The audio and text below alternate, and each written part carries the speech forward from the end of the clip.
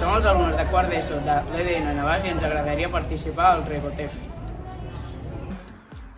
Hola, som el Pep i el Marc, professors d'Informàtica i Tecnologia, i ens agradaria molt poder acompanyar aquests alumnes amb l'experiència del RetoTech.